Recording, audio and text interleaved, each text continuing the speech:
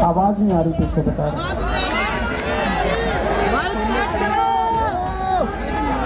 आवाज आ रही है पीछे?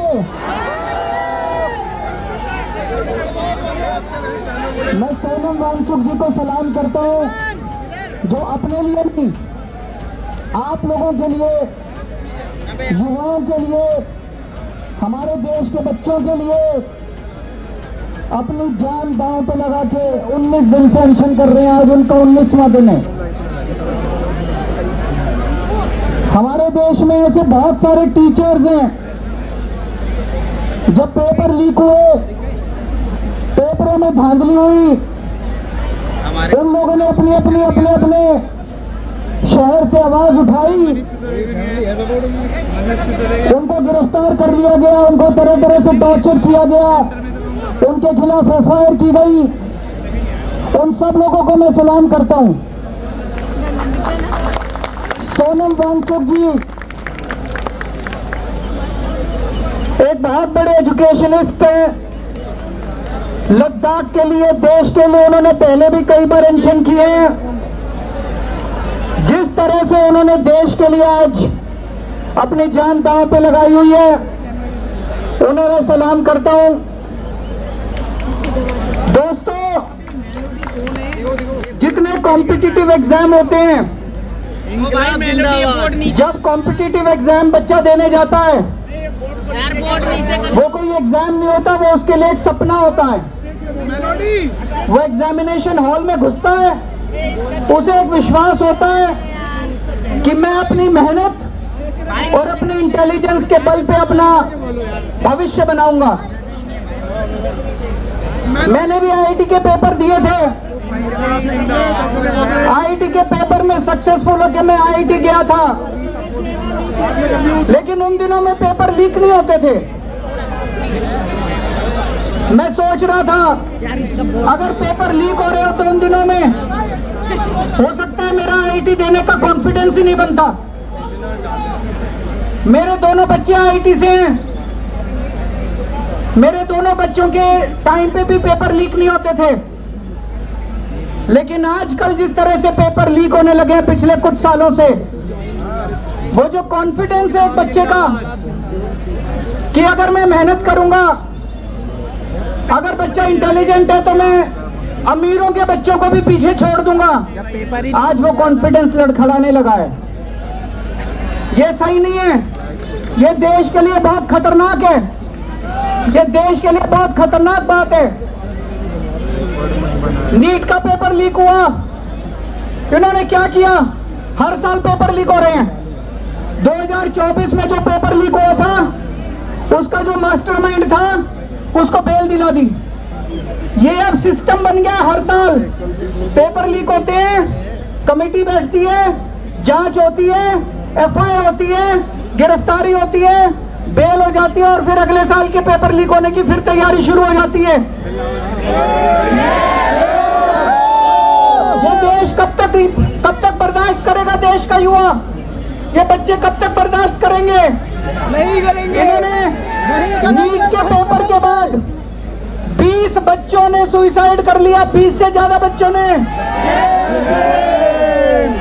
पर इनको कोई अकल नहीं आई। इनके सर पे जूं नहीं रेंगती।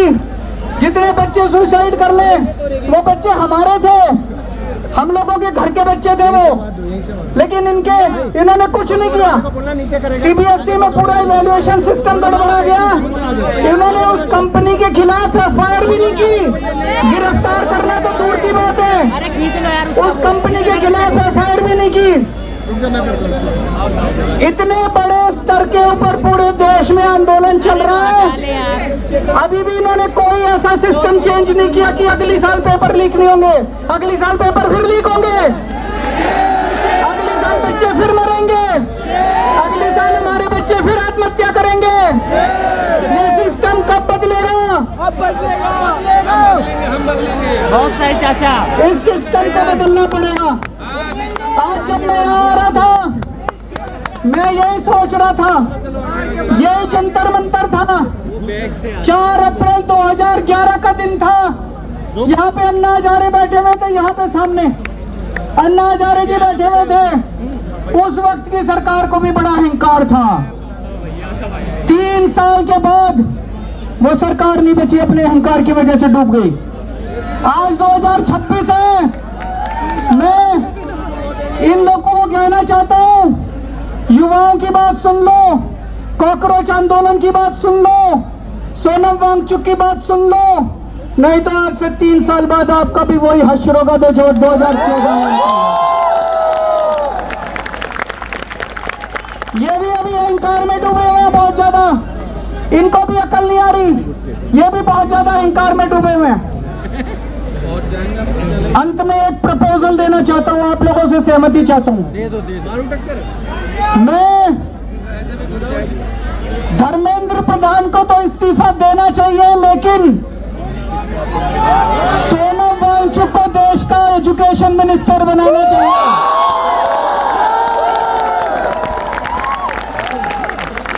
होना चाहिए कि नहीं होना चाहिए? हाथ खड़े करके बताओ कि सोनम वांगचुक।